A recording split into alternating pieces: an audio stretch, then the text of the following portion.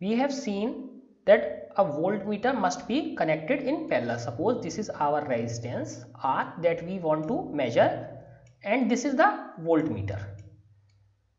So if this voltmeter has very less resistance, so what will happen? This current will come, current will divide in this I1 and this I2. But if the resistance of this voltmeter is very high, so current will not go, because current will take the path where resistance is very low. So the current will not go in this part if the resistance of this voltmeter is very large. So what we want, this resistance of this voltmeter to be very large. So the problem of the galvanometer resistance is that it is large. It is large for current I, but it is small for voltage V.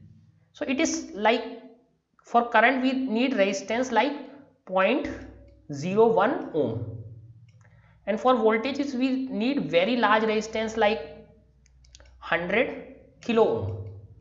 But if this galvanometer has resistance something like 100 ohm, so definitely for current it is big, it is large, but for voltage it is small.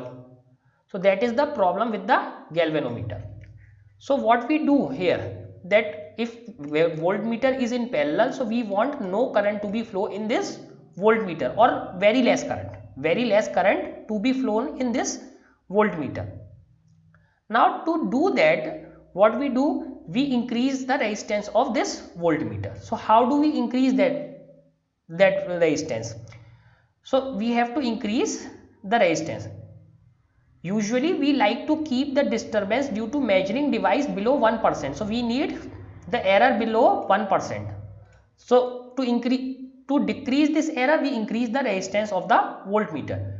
To ensure this, a large resistance, so this time we take a very large resistance R is connected in series with the galvanometer. So large resistance is connected with the galvanometer. This arrangement is shown in this figure. So here this is the arrangement of this galvanometer. This is the resistance of this galvanometer Rg. Suppose this Rg is the resistance of this galvanometer. If we put another resistance R, and this R is very big, this R is very big. So what will happen? In this case, in the series, total resistance RT is equal to Rg plus R. Since this R is very big, so we can remove this Rg. So this R is remaining. So total resistance is equal to R, and R is very large, like 100 kilo ohm or so, 100 kilo ohm or more than that. So in that case, very less current will go into voltmeter, and we can accurately measure the voltage.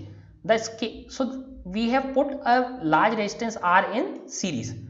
So again, remind this thing that for making a meter we put a small resistance in parallel, for making voltmeter we put a large resistance in series. Now the scale of voltmeter is calibrated. So the scale of voltmeter can also be calibrated with comparing with standard voltmeter to read of the voltage value with ease. So similar to a meter, we also calibrate it and mark it. Marking is called graduation. So we mark it and calibrate it. Now we define the voltage sensitivity. Previously we defined current sensitivity. Now we define voltage sensitivity as deflection per unit voltage. So this time we have to define voltage sensitivity. So what is voltage sensitivity? Deflection per unit voltage. So this is the voltage sensitivity, deflection per unit voltage, phi by V, deflection per unit voltage.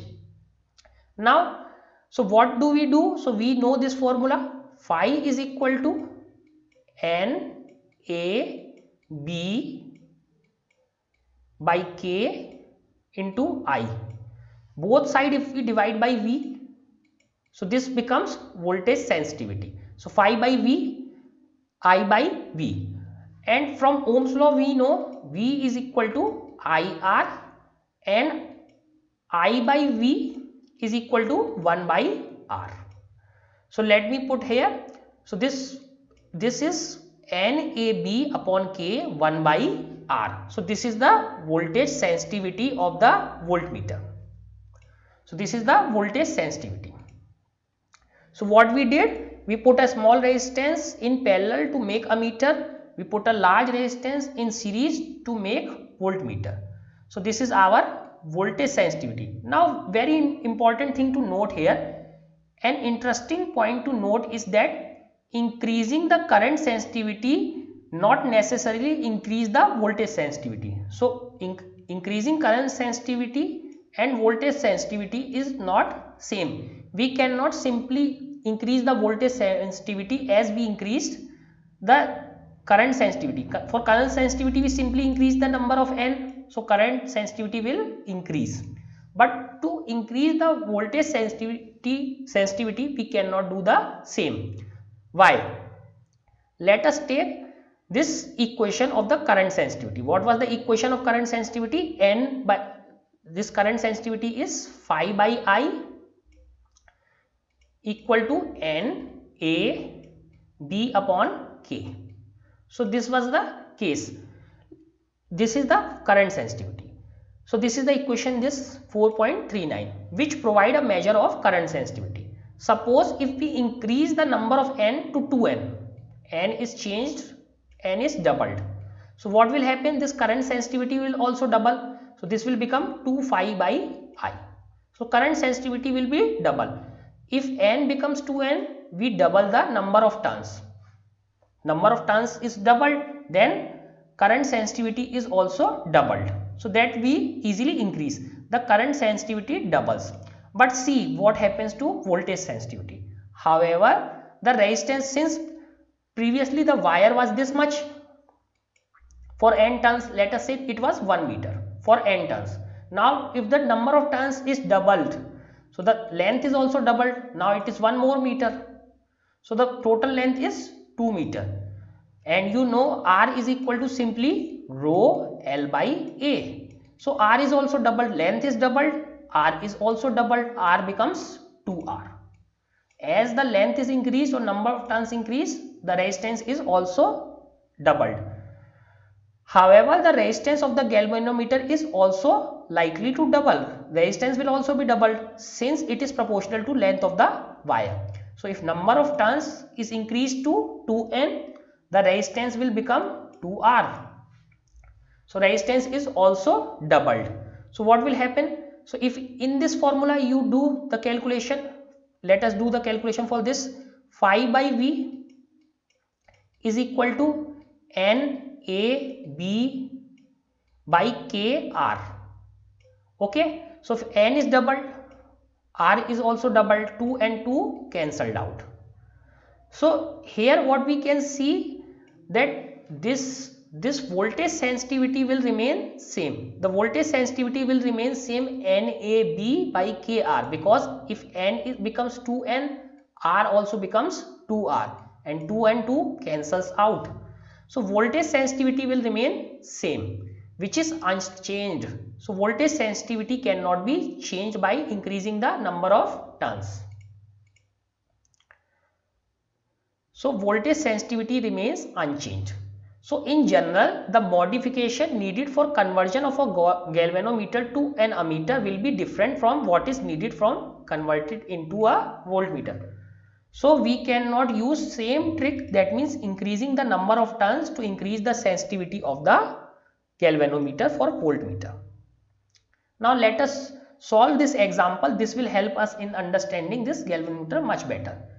So a circuit is shown in this figure. Circuit is shown. The current is to be measured. So what we have to measure? Current needs to be measured. What is the value of current if ammeter shown is galvanometer with resistance this much? So we have a case when galvanometer resistance is 60 ohm. Is a galvanometer described in A but converted into an ammeter with shunt resistance is an ideal ammeter with zero resistance. So we have three cases. First case, when we have not put any shunt resistance, then we have to measure current. Second case, when we have put some shunt resistance which is very small, then we have to measure current. and in third case we have put shunt resistance with zero resistance, ideal condition. Then what would be the current? These are three conditions in which we have to measure the currents.